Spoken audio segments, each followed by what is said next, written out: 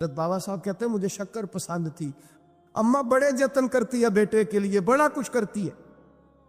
وہ بیٹے روٹی ٹائم پہ کھانا, فلاں کا, کہتے ہیں مجھے شکر پسند تھی. میری اماں سردیوں کے ٹھنڈے موسم میں اٹھ کے میرے لیے پانی بھی گرم کرتی, مصلی بھی بچھاتی, اور پھر ایک پڑیا شکر کی بنا کے میرے مصلی کے نیچے بھی رکھتی. کہتی بیٹا نماز پڑھے تو اللہ شکر دیتا ہے. آپ فرماتے ہیں میں روز نماز کی 5 نمازوں کے وقت مصلی اٹھاتا تو پڑیا شکر کی ملتی. سکول اور مدرسے کے میں اپنے کلاس فیلوں کو بھی کہتا نماز پڑھو بڑی پیاری شکر ملتی ہے. کہتے میں روز شکر کھاتا. ایک سویرے فجر کی نماز میں اماں نے وضو تو کرایا, مصلی بھی بچھایا, پر دیہات کی وہ سادی بی بی جس کا سارا کام ہی خلوص پہ مبنی تھا, جو آکسفورڈ سے پڑھی ہوئی تو نہیں تھی لیکن آداب ممتا اسے سارے آتے تھے, جو کسی یونیورسٹی کی سند یافتہ تو نہیں تھی لیکن بیٹے کے ساتھ کس طرح کا رویہ اختیار کرنا ہے یہ سارا اسے پتا تھا. کہتے ہیں سادی اماں نے سارے کام کیے لیکن شکر رکھنا بھول گئی. بابا صاحب کہتے ہیں میں نماز پڑھنے لگا تو ماں نے یہ بھی بتایا تھا کہ نمازی کے آگے سے نہیں گزرتے, نمازی کے آگے نہیں ہوتے. اب اماں کہتی ہے میں مجبور ہوں, درس بھی میں نے دیا ہے, بھول گئی ہوں, اب شکر رکھنے جاؤں گی تو پردہ کھل جائے گا. ایک کونے میں لگ کے ماں روئی, بیٹے کی شفا کے لیے نہیں, بیٹے کی نوکری کے لیے نہیں, بیٹے کے اچھے مستقبل کے لیے نہیں. ماں روئی, آنسو بہے تو کہتی کیا ہے, اے اللہ میں اسے اپنے آگے جھکانے کو جتن تھوڑی کرتی تھی, تیرا بنانے کا جتن کرتی تھی. اے اللہ مہربانی فرما, میری پردے داری کر, اگر راز کھل گیا تو میرا فرید نماز نہ چھوڑ جائے. بابا صاحب کہتے ہیں اماں تڑپتی رہی اور میں نے نماز پڑھ کے مصلی اٹھایا. پہلے پڑیا ہوتی تھی, اب تو پورا دریا شکر کا بہ رہا ہے. فرماتے ہیں میں نے وہ اٹھائی, شکر کھائی اور میں نے چیخ کے کہا اماں جلدی آ, آج بڑی لذیذ ہے, آج شکر کوئی انوکھی ہے, اور آج تو کمال شکر دی ہے میرے اللہ نے. ایک پڑیا کی جگہ پورا دریا بہ رہا ہے. بابا صاحب رحمۃ اللہ علیہ فرماتے ہیں میری اماں آئی اور میری اماں نے بازو کھولے تو ماں کی ممتا ہی بتاتی ہے کہ اللہ کی رحمت کس طرح کی ہوتی ہے. کہتے ہیں میں نے اماں کے سینے سے لگا تو اماں رو کے کہنے لگی بیٹے پہلے میں شکر دیتی تھی, آج شکر بنانے والے نے شکر عطا فرمائی ہے. ساری زندگی پیشانی سے سجدے کا نور نہیں گیا, ساری زندگی وہ لذت عبادت نہیں گئی, اس لیے کہ استاد نے ڈنڈے سے نمازی نہیں بنایا تھا, اس لیے کہ پیر صاحب نے یہ کہا کہ نمازی نہیں بنایا تھا کہ نماز پڑھو گے تو روٹی میں برکت ہو جائے, اس لیے کہ علامہ صاحب کا وہ واز سن کے ہم نمازی نہیں بنے تھے کہ جس نماز میں بتایا جاتا ہے کہ بیماریاں ختم ہو جائیں گی نماز پڑھنے سے. اماں نے رب سے جوڑنے کے لیے نمازی بنایا تھا. ساری زندگی نماز کی ٹریننگ دینا, اپنے بچوں کو اپنے رب سے جوڑنا, اپنے بچوں کو اللہ کے ساتھ ان کا تعلق بنانا. حضرت سیدنا امام اعظم ابو حنیفہ رحمۃ اللہ تعالی علیہ کے پاس ایک شخص نے آ کے کہا فلاں آدمی زانی ہے. فرمایا تجھے کیسے پتا چلا؟ اس نے کہا حضور آپ تو. فرمایا کس نے بتایا تجھے؟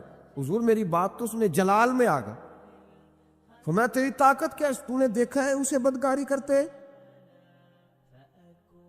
تو نے کسی عورت کے ساتھ اس کو تنہا پایا ہے, ایسی حالت میں دیکھا ہے جس سے پتا چلے کہ گناہ کر رہا تھا؟ فلاں آدمی کہہ رہا تھا. فرمایا اگر میں چیف جسٹس ہوتا تو یہ لٹکا کے 80 کوڑے مارتا. ایک مسلمان کے بارے میں تو نے یہ بات کر دی, اور جو لفظ کہے وہ بڑے سمجھنے والے ہیں. فرمانے لگے تو نے رسول پاک علیہ الصلوۃ والسلام کا فرمان نہیں پڑھا؟ میرے نبی پاک نے فرمایا جس نے میرے مومن کو دکھ دیا اس نے تو مجھے دکھ دیا ہے. فرمایا تو میرے رسول کو تکلیف دیتا ہے مسلمان کا عیب بیان کر کے, تجھے خیال نہیں آتا, تو سمجھتا نہیں بات کو. من اذا مسلمن فقد اذانی, حضور نے فرمایا جس نے مسلمان کو تکلیف دی اس نے مجھے تکلیف دی ہے. لوگ عیب جوئی اور عیب گھوئی کا فریضہ اور ڈھونڈتے پھرتے ٹٹولتے پھرتے ہیں. اور بھائی مکھیاں 2 قسم کی ہوتی ہیں, ایک شہد کی مکھی ہوتی ہے, جب بھی بیٹھتی ہے پھول پہ بیٹھتی ہے, اور جب اگلتی ہے پھر شہد ہی اگلتی ہے.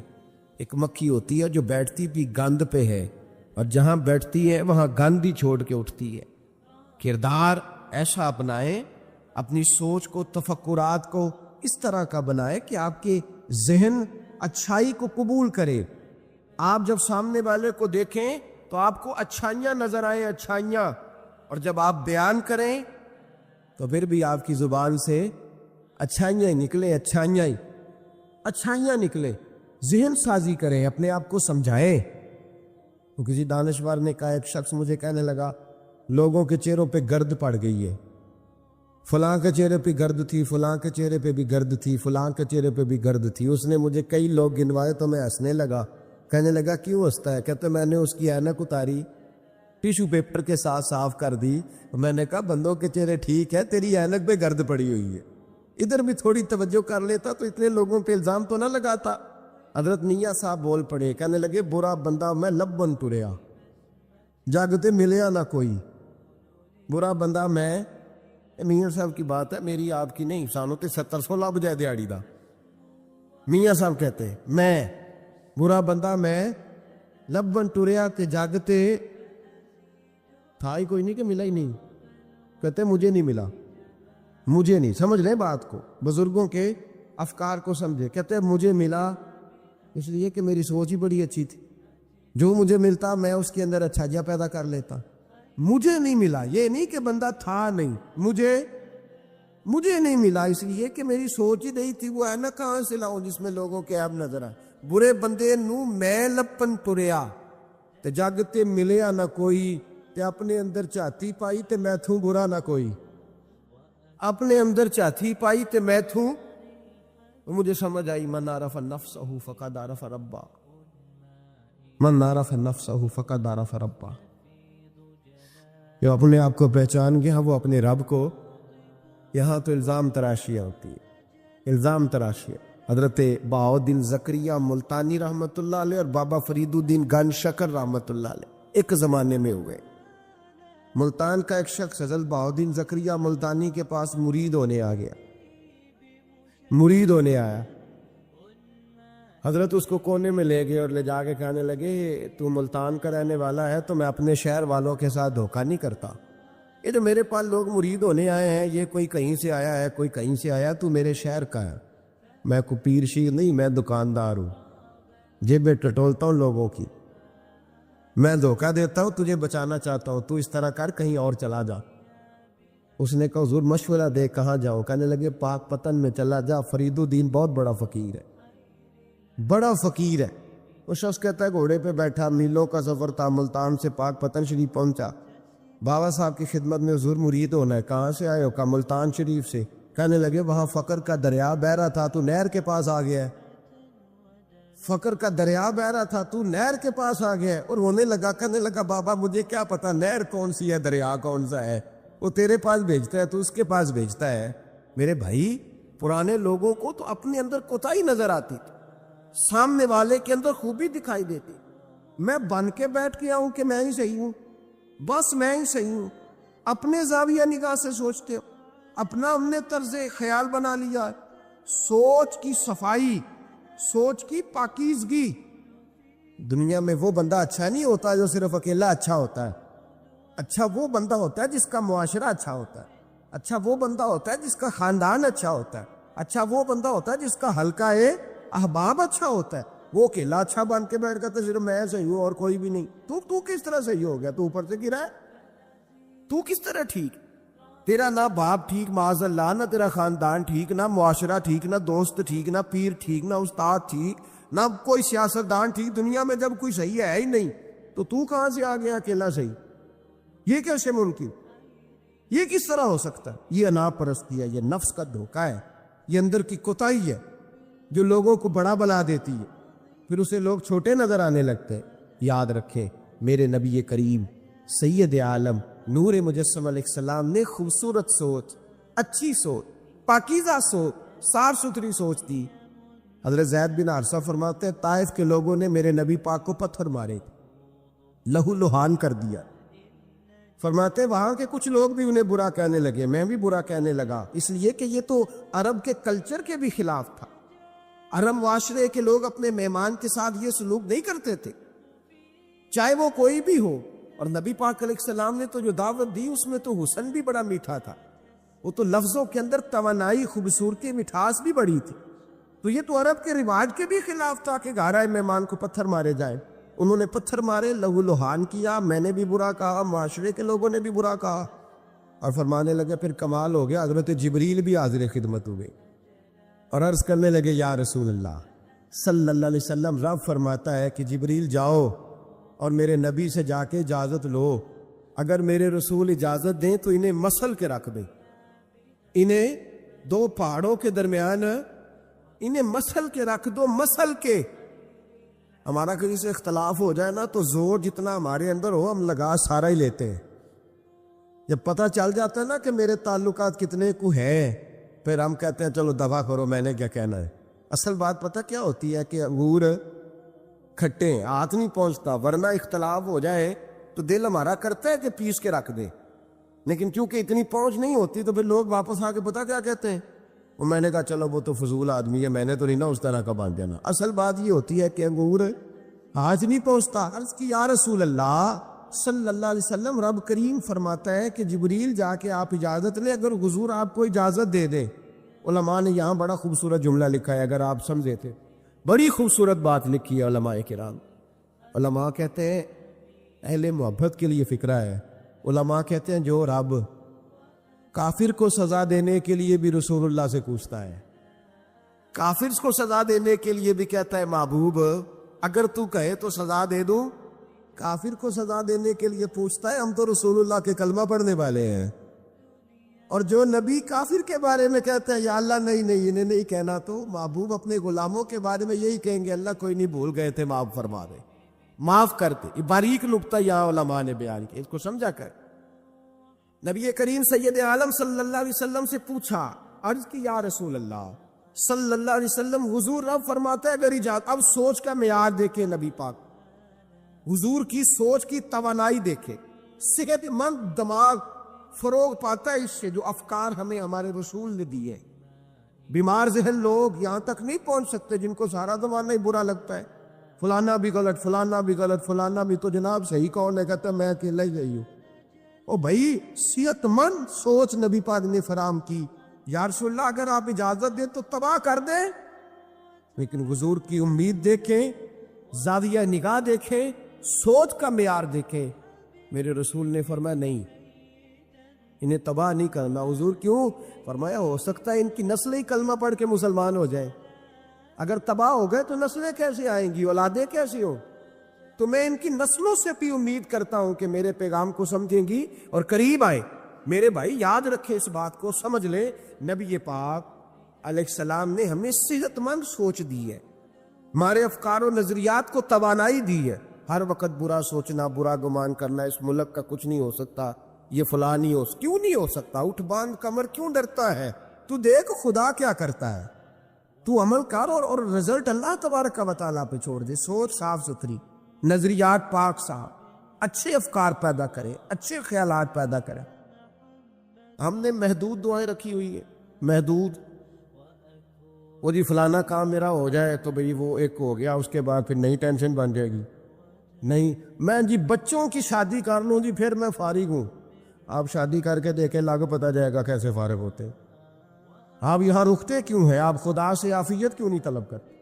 اس کی بارگاہ سے وہ کیوں نہیں مانگتے کہ جو ایک قطرہ ملے تو دنیا اور آخرت کے سارے کام ہو جائے؟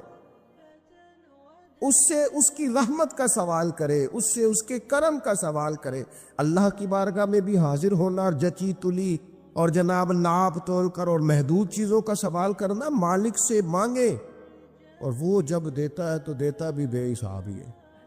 وہ جب عطا کرتا ہے تو کرم کے دروازے کھول کے عطا کرتا ہے، ورنہ تو ایک الجھن سے انسان نکلتا ہے دوسری میں الجھ جاتا ہے۔ ایک بزرگ تھے، ہر وقت اللہ سے عافیت مانگتے تھے، ہر وقت اللہ سے عافیت مانگتے تھے، ہر وقت عافیت مانگتے تھے۔ لوگوں نے پوچھا، لوگ ان کو صالح جانتے تھے، نیک سمجھتے تھے، کہ حضور آپ اور کوئی دعا مانگتے ہی نہیں، عافیت ہی مانگتے ہیں۔ فرمانے لگے میں مانگا کرتا تھا شروع میں، بعد میں خیال آیا اور بھی دعائیں مانگا کرتا تھا، یہ احساس بعد میں نصیب ہوا۔ فرماتے میں مزدوری کرتا تھا، مال برداری کرتا تھا، ایک جگہ پہ ڈیوٹی کر رہا تھا تو تھک گیا، اور وہ جو کام لینے والے لوگ تھے ان کے رویہ بھی بڑا ترس تھا، تکلیف ہوئی، تو میں نے اپنے مالک کی بارگاہ میں عرض کی مالک اگر 2 روٹی بغیر مجھے مشقت کے مل جائے دن میں تو تیری بارگاہ تو بڑی کریم ہے. کہتے ہو میں نے یہ دعا مانگ لی. ذرا میں تھوڑا آگے بڑھا تو 2 بندے آپس میں لڑ رہے تھے. میں ان کی صلح کرانے کے لیے انہیں بچانے کے لیے آگے بڑھا تو میں جس کو چھڑا رہا تھا دوسرے نے میرے اوپر ضرب لگا دی, میرا بھی سر پھٹ گیا. تھوڑی دیر کے بعد وہاں پولیس آ گئی. وہ تینوں کو لڑنے والا سمجھ کے اٹھا کے لے گئے. مجھے جیل ہو گئی. 2 روٹیاں بغیر مشقت کے روز ملنی شروع ہو گئی. دعا مانگی تھی نا کہ یا اللہ 2 روٹیاں مل جائے نا بغیر مشقت کے. کہتے ہیں وہ 2 روٹیاں روز ملتی, کوئی کام نہیں کرنا پڑتا, پر جیل ہو گئی. فرماتے ہیں میں بڑا پریشان تھا. روز روٹیاں پابندی سے آتی اور بہترین آتی, کھانا ملتا. پھر کچھ عرصے کے بعد میں نے سوچا کہ یار یہ دعا تو قبول ہو گئی نا تیری, اب تو اگر اس پر کوئی الگ بات کرے گا تو وہ تو غلط کرے گا. کہتے ہیں پھر خود ہی میرے دل میں اللہ نے بات ڈالی اور میں نے عرض کی مالک 2 روٹیاں نہیں, مجھے تو عافیت چاہیے. مجھے تو عافیت دے, میرے اوپر تو کرم فرما, تو نظر رحمت کر جے ایک قطرہ بخشے مینوں, ایک قطرہ بخشے مینوں تے کام بن جاندا ہی میرا. مہربانی کر, عافیت عطا کر. فرماتے ہیں پھر خدا نے کرم کیا. کہاں سے اسباب بنے میرے جیل سے چھوٹنے کے, کون کون میرے ضمانتی بنے اللہ ہی جانتا ہے. فرماتے ہیں دروازے بھی کھل گئے, رزق بھی ملتا ہے, صحت بھی میسر ہے, سجدہ بھی کر لیتا ہوں, سویرے تلاوت بھی کرتا ہوں, شام کو مدینے والے کی بارگاہ میں رج کے درود و سلام بھی عرض کرتا ہوں.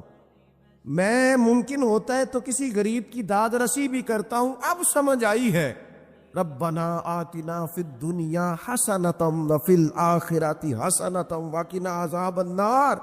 اب سمجھ آئی ہے رب سے جب بھی مانگنا ہے عافیت ہی مانگنی ہے.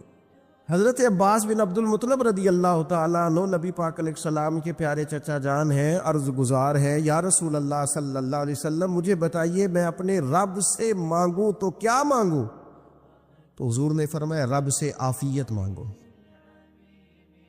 کہتے میں کچھ دن رکا, کچھ دنوں کے بعد پھر حاضر بارگاہ ہوا اور عرض کی یا رسول اللہ صلی اللہ تعالی علیہ وسلم مجھے بتائیے میں اپنے مالک سے مانگوں تو کیا مانگوں؟ تو حضور نے پھر فرمایا اللہ سے مانگنا تو عافیت مانگنا. بزرگ فرماتے ہیں یہ عافیت کیا ہے؟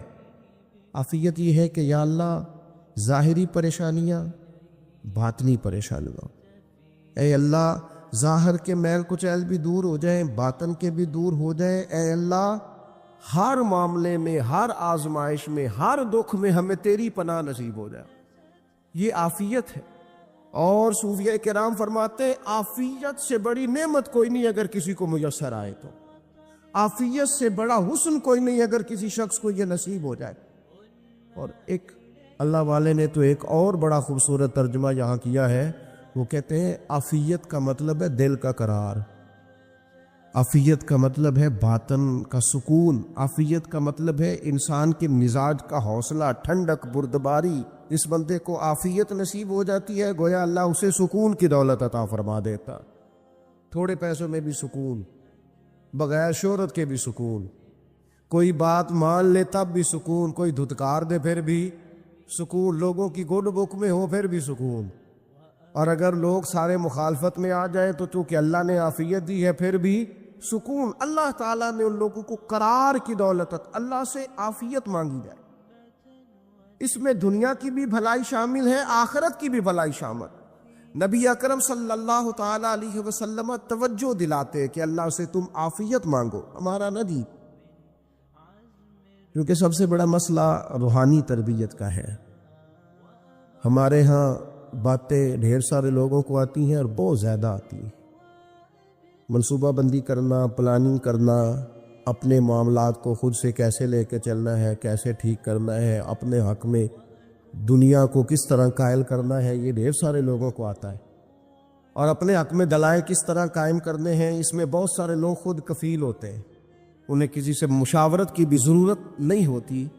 لیکن اللہ کی بارگاہ سے اپنا رشتہ کیسے جوڑنا ہے, مالک سے کرم کا سوالی کس طرح کر کے ہونا ہے, اللہ سے عافیت کا سوال کیسے کرنا ہے, یہ چونکہ روحانی تربیت میں ہمارا مزاج نہیں ہوتا. لہذا ہم اس طرف جاتے نہیں. ہم وہ اپنی مرضی کی چیزیں، یعنی وظیفہ پوچھ کے گئے ایک صاحب، کچھ عرصے کے بعد آئے ہیں تو آ کے کہتے ہیں مولانا صاحب، پیر صاحب یا قاری صاحب یا فلاں صاحب، کسی سے بھی پوچھ کے گئے کہ جس کو نیک آدمی جانا، پھر لوٹ کر آ کے کہتے ہیں کہ آپ نے وظیفہ بتایا تھا پر کام کوئی نہیں ہوا. تو میں تو صاف کہتا ہوں اور کھلے دل سے کہتا ہوں کہ بھئی وظیفہ آپ کو بتایا تھا کہ اللہ کی رحمت متوجہ ہوگی، خدا کی رحمت کو آواز دینے کے لیے وظیفہ دیا تھا. کوئی بھی وظیفہ رب کو مجبور تو نہیں نہ کر سکتا معاذ. اور وظائف کس لیے پڑھے جاتے ہیں کہ جلدی سے معاملات ٹھیک ہو جائیں، میرے حق میں چیزیں بہتر ہو جائیں، تو اللہ کی رضا کے لیے پڑھے جاتے. تو وظائف کو، عبادات کو، نوافل کو، تلاوت کو، درود پاک کو تو رضا الہی کا ذریعہ بنانا چاہیے.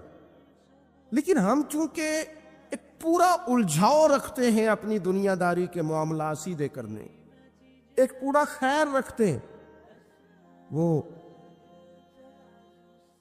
لوگ ملتے رہتے ہیں مختلف بزرگوں کی نسبت کے تعلق سے، تو بعض جگہوں پہ بعض لوگ بڑے تیز ہوتے ہیں، یعنی ان سے آپ کی ملاقات ہوتی ہے تو بندے کو محسوس ہوتا ہے کہ یار اسے تو پہلے ساری باتوں کا پتہ ہے، اور کئی دفعہ ان سے ملنے کے بعد احساس ہوتا ہے کہ یار اس سے تو تھوڑا سیکھ ہی لیتے تو بہتر تھا، یہ تو بات بڑی آگے نکل گئی.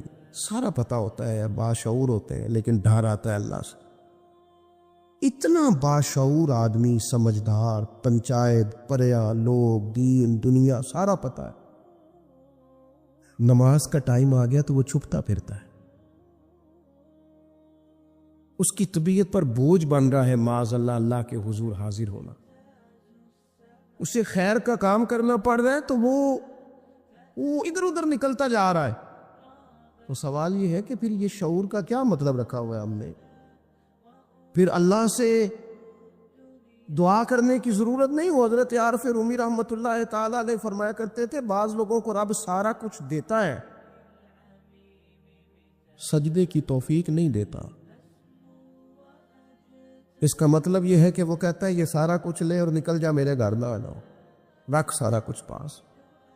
رب سے عافیت مانگی جائے، اس سے اس کا فضل مانگا جائے، اس سے اس کا کرم مانگا جائے. اللہ کے پیارے رسول صلی اللہ تعالی علیہ وآلہ وسلم اس عافیت مانگنے پر زور دیتے، توجہ دیتے. میں آپ کو صحیح بتاتا ہوں، رب نے اگر کسی بندے کو عافیت میں رکھا ہو نا تو حالات کیسے بھی برے چل رہے ہوں اس کا بگاڑ کچھ نہیں سکتے. اور اللہ تعالیٰ معاف کرے 100 دفعہ خاکم بدہن، اگر کسی وقت اس کے کرم کی نگاہ پھر جائے تو پھر سارے اسباب سمیت بھی انسان اپنے پیروں پہ کھڑا نہیں رہ سکتا.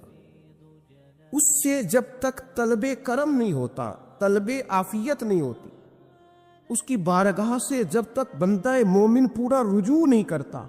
یہ عافیت اتنی اعلیٰ چیز ہے کہ نبی پاک علیہ السلام نے فرمایا اذان اور اقامت کے درمیان جو وقت ہوتا ہے اس میں دعائیں رد نہیں ہوتی.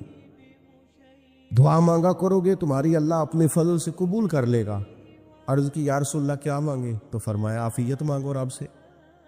حضرت انس بن مالک حدیث کے راوی ہے رضی اللہ تعالیٰ عنہ، یہاں بھی فرمایا یہ عین قبولیت کا ٹائم ہے، اب اللہ سے عافیت مانگ لو، اس کی پناہ.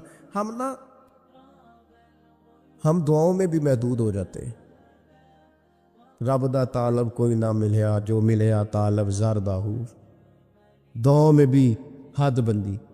بعض اوقات بچے بھی تربیت کرتے ہیں نا، ایک مولانا ہے ان کا خیال ہے کہ انہوں نے مجھ سے کچھ پڑھا ہے تو کبھی کبھی استاد جی کہہ دیتے ہیں، بہت پرانی بات ہے، انہوں نے مجھے فون کیا کہ اگر آپ کبھی تشریف لائیں، تو میں نے کہا پتر دعا مانگ اللہ کو چھوٹی جی گڈی دے وے. تو اس بچے نے میری بڑی تربیت کی، کہنے لگا استاد جی اللہ کو لو منگنی جے تے بڑی ساری منگو، آپ نے محدود کیوں کیا کہ بھئی یہ چھوٹی سی اللہ گاڑی کیوں اللہ چھوٹی دے، رب دے تو بڑی دے اور رحمت سے دے، اللہ سے مانگنی ہے نا جی. ہم تربیت نہیں لیتے. میں نے اس کا شکریہ ادا کیا، میں نے کہا بیٹے تو نے بڑی سونی بات کی، اللہ تجھے اس کا اجر عطا کرے، اللہ تجھے برکات عطا کرے. اگر آپ نے سیکھنا ہے تو پھر آپ سیکھ لیں گے، اور اگر نہیں سیکھنا تو پھر یہی کہنا ہے ساری عمر لنگ گئی بندہ کو نہیں ملیا، چونکہ مزاج نہیں ہے نا سیکھنے کا، اس لیے پھر ملا ہی کوئی نہیں. پھر ساری زندگی کو میسر ہی نہیں آیا، کسی نے نصیحت ہی نہیں کی، کوئی آنکھوں کو بھایا ہی نہیں، خود ہی بڑے سیانے تھے، خود ہی بہت بڑے تھے، اپنا قد بھی بڑا اونچا تھا، سب ٹھگنے چھوٹے اور کمزور اور بوڑے نظر آئے۔ نبی پاک علیہ الصلوۃ والسلام نے ایک شخص سے پوچھا کیا دعا مانگ رہے ہو؟ تو اس نے کہا یا رسول اللہ میں اللہ کی بارگاہ میں صبر کا سوال کر رہا ہوں۔ تو حضور فرمانے لگے صبر تو مصیبت پر ہوتا ہے۔ یا رسول اللہ پھر کیا مانگوں؟ آپ ان جملوں اور لفظوں کی گہرائی کو سمجھیں، صبر کے لیے تو پہلے مصیبت آئے گی پھر صبر آئے گا۔ تو یا رسول اللہ کیا مانگوں؟ فرمایا تو رب سے عافیت مانگ۔ مانا کیا ہے؟ مصیبت آئے کیوں؟ اللہ تجھے اپنی حفاظت کے حصار میں لے لے، وہ وقت ہی کیوں آئے کہ جب تیری طبیعت الجھ جائے، جب تو پریشان ہو جائے، جب تو اللہ سے عافیت مانگنا۔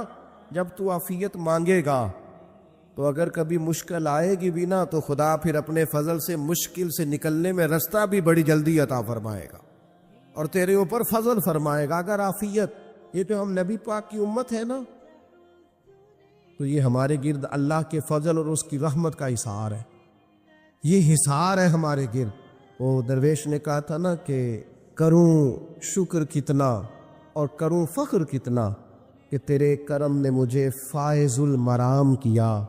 دیکھو بنا کے سید عالم کا امتی مجھ کو گناہ سے پہلے ہی بخشش کا انتظام کیا۔ ابھی میں نے غلطی کی نہیں لیکن مجھے حضور کا غلام بنا دیا، بخشش کا بندوبست پہلے ہو گیا۔ اپنے مالک سے بیمار بھی اس سے عافیت مانگے، مقروض بھی اس سے عافیت مانگے، بے اولاد بھی اس سے عافیت ہی مانگے، صاحب اولاد بھی اس سے عافیت ہی مانگے، جو دولت کے حصول کے رزق حلال کے خواہش مند ہیں وہ بھی اس سے عافیت مانگے، اور جن کی جھولی اس نے بھر دی ہے وہ بھی اپنے رب سے عافیت ہی مانگے۔ مالک سے جب سوال کرے، ایک بزرگ تھے انہوں نے تو اپنی انگوٹھی میں لکھوا لیا تھا کہ یا اللہ مجھے عافیت عطا فرما، اور ویسے تو جب بھی دیکھتا ہوں یاد آ جاتا ہے کہ اللہ سے عافیت مانگنی۔ اپنے مالک کی بارگاہ کے اندر دیکھو،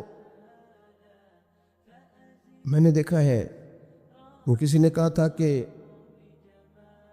تیری خواہش ہے کہ وہ تیری آرزو کرے پوری، اور میری خواہش ہے کہ تیری آرزو بدل جائے۔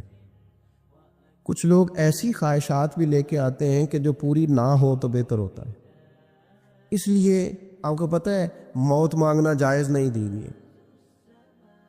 مصائب سے گھبرا کر، مشکلات سے گھبرا کر، زندگی کے مد و جزر سے پریشان ہو کر موت کا سوال کرنا جائز نہیں۔ کس طرح جائز ہے؟ ان لفظوں کے ساتھ دعا کر سکتا ہے کہ یا اللہ جب تک میری زندگی بہتر ہے مجھے زندہ رکھ، اور جب میرا دنیا سے جانا بہتر ہے پھر تو مجھے اپنی بارگاہ میں بلا لے۔ یہ بھی کیا ہے؟ یہ بھی عافیت کا سوال ہی ہے کہ یا اللہ رکھ بھی تب تک جب تک رہنا بہتر ہے۔ نبی پاک نے بھی ارذل العمر ہونے سے پناہ مانگی۔ ہمارا یہ مزاج بن گیا ہے کہ ہم اپنے حق میں ایسی چیزوں کا سوال کر رہے ہوتے ہیں جو کئی دفعہ ہمیں مل جائیں تو ہمارا نقصان کرے۔ قرآن حکیم ایک جگہ پہ اللہ کریم نے فرمایا ہے کہ اگر سب لوگوں کو مال دے دوں تو بغاوت کریں، فساد ہو جائے۔ کیا مانا؟ کہ اپنا نقصان کر بیٹھے لوگ۔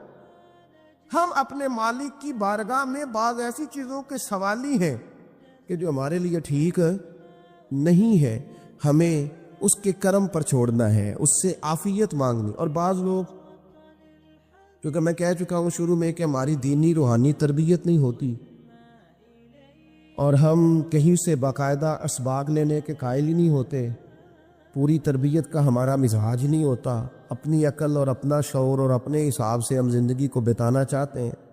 اور یہ جو میرا دور ہے یہ ویسے ہی الجھا ہوا زمانہ ہے، اللہ ماشاء اللہ، پتہ نہیں کوئی کیا بول رہا ہے، کوئی کیا کہہ رہا ہے، ایسے جیسے کوئی میلہ لگا ہوا ہے اور کان پڑی آواز سنائی نہیں دے رہی۔ جس کی دکان پر کوئی گاہک نہیں وہ بھی کہہ رہا ہے لائنیں بنا لو۔ ایسا الجھا ماحول ہے اور ایسی آزمائش ہے کہ لوگ بیچارے پریشان ہیں۔ دیکھیں جب تربیت کے ساتھ انسان آگے بڑھتا ہے نا، ہمارے پاس مقتدا ہے اللہ رسول کا کلام، ہمارا پیشوا ہے رب رسول کا فرمان۔ جب ہم کتاب و سنت کی روشنی میں آگے بڑھتے ہیں تو پھر ہمارے لیے منزل آسان بھی ہوتی ہے اور قریب بھی ہوتی، پھر ہمارے لیے آگے کی طرف سفر کرنا، آگے بڑھ جانا یہ آسان ہوتا ہے۔